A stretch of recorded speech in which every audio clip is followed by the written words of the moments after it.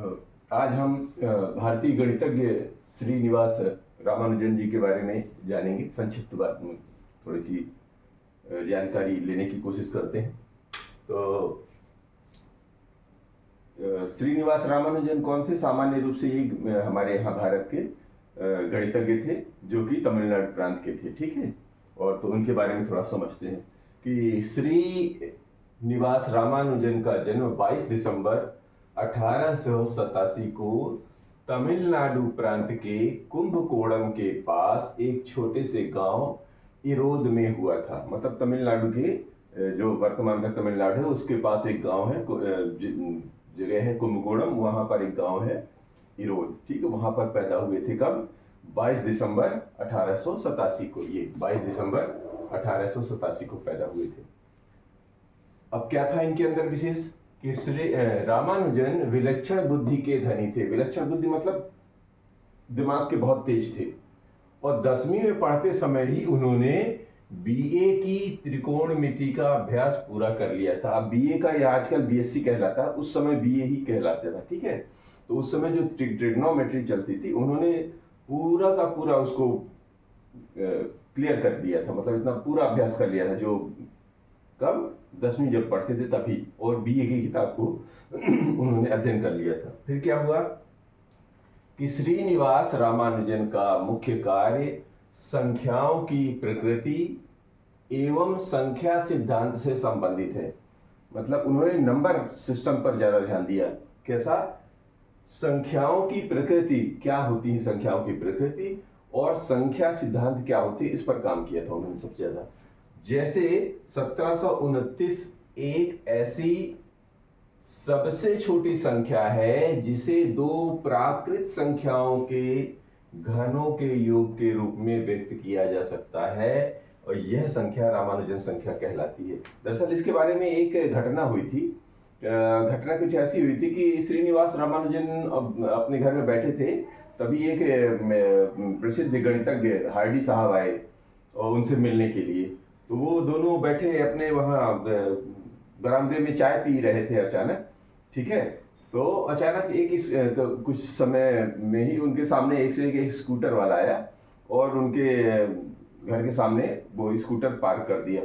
और वो स्कूटर उनके घर से ऐसा दिख रहा था बिल्कुल कि सामने वाली जो नंबर प्लेट होती है वो उसके सामने बिल्कुल साफ साफ दिख रही थी। और उस स्कूटर का नंबर जो शुरू में अल्फाबेट होते हैं ना, उसके बाद जो नंबर शुरू होते हैं, तो अल्फाबेट के बाद जो नंबर था वो था 1729। तो ये गणितज्ञों का दिमाग थोड़ा सा अलग ही लेवल पे चलता है। तो इन्होंने क्या कहा कि हार्डी साहब ने उनसे कहा, किनसे? रामानुजन से, यार ये 1729 कैसा नंबर है? ना तो कहीं किसी का वर्ग में आता है, ना किसी के घन में आता है, और इसका जो उन्होंने उस समय जो उन्होंने दिमाग में कैलकुलेशन किया, बोलो कहीं से कहीं फिट हो ही नहीं रहा, बड़ा बेकार नंबर है। इतनी बात सुनते ही रामानुजन जी का दिमाग घूमा। उन्होंने कहा, थोड़ा सा विचार किया, फिर बोले, हार्डी साहब ये जो है ना एक विशेष संख्या है। बोले कैसे? बोले साहब इसको जो है ना जैसे 10 का घन कर दें और 9 का घन कर दें और दोनों को जोड़ दें, यानी ये 10 और 9 क्या है? प्राकृत संख्या है। बोले दो प्राकृत संख्याओं के रूप में तोड़ के और अगर हम उसका घन करके जोड़ दें तो ये संख्या मिल जाती है। बोले और ढूंढ के बताओ। उन्होंने फिर तुरंत ही 12 का घन दिमाग से कैलकुलेशन लगाया और 12 का घन बनाया और 1 का घन बना के जोड़ दिया, और ये 1729 हो गया। ठीक है, जैसे इसमें 10 का घन कितना होता है? 1000, और 9 का घन होता है कितना? 729।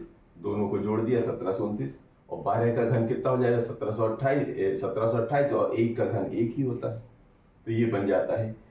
तब फिर चूंकि यहाँ वालों को तो वैल्यू ज्यादा दी नहीं जाती थी, तो वहां के जब गणितज्ञ ने बोला, हार्डी साहब ने बोला कि यार गजब यार, you are a genius person, तब फिर उस संख्या का नाम ही उन्होंने 17 संख्या का नाम ही फिर कह दिया कि आज से ये संख्या जो है रामानुजन संख्या के नाम से जानी जाएगी। और 1729 और भी उन्होंने बहुत सारी संख्याएं फिर बाद में निकाल के दिखाई कि ये जो है संख्याएं जो है रामानुजन संख्या के नाम से जानी जाती है, आगे से जानी जाएंगी। लेकिन उनमें से जो सबसे छोटी यानी 1729 के पहले अगर आप प्राकृत संख्याओं को घन करेंगे तो वो प्राकृत संख्याओं के घनों के योग के रूप में नहीं मिलती है। तो यही सबसे छोटी संख्या है। तो इसलिए इसको उन्होंने कहा कि आज से 1729 जो है रामानुजन संख्या के नाम से जानी जाएगी। क्या बात थी! यह था विलक्षण प्रतिभा, जिसकी अभी वो चर्चा हो रही थी कि विलक्षण बुद्धि के धनी थे। बैठे बैठे ही सारा उन्होंने कैलकुलेशन करके धर दिया और ये संख्या निकाल के बता दी। आगे चलते हैं कि श्रीनिवास रामानुजन 1914 से 1918 तक कैम्ब्रिज विश्वविद्यालय में शोध करते रहे। ठीक है, हमारे लोग भी बाहर विदेशों में जाके पढ़ते थे। इंग्लैंड में कैम्ब्रिज विश्वविद्यालय है, वहां गए थे। इस अवधि में उनके 24 शोध पत्र प्रकाशित हुए। कितने? 24 प्रकाशित हुए थे शोध। ठीक है, 1914 से 18 के बीच में। और फिर सन 1917 में उन्हें रॉयल सोसाइटी की फेलोशिप प्रदान की, ये उपाधि होती है। ठीक है जी, रॉयल सोसाइटी की फेलोशिप प्रदान की गई उनको। फिर 27 मार्च 1919 को वो भारत वापस पहुंचे, मतलब फिर वापस पढ़ने के बाद वापस आए कल 27 मार्च 1919 को, और 26 अप्रैल 1920 को लगभग 33 वर्ष की अल्पायु में ऐसे विलक्षण गणितज्ञ का निधन हो गया। इसी को हमारे यहाँ भारत में कहते हैं कि अच्छे लोगों को भगवान जल्दी बुला लेता है। तो ये हमारे विलक्षण प्रतिभा के धनी थे। कौन? भारतीय हमारे गणितज्ञ श्रीनिवास रामानुजन। तो ये रहा उनके बारे में एक संक्षिप्त परिचय। उम्मीद है कि आपको मजा आया होगा।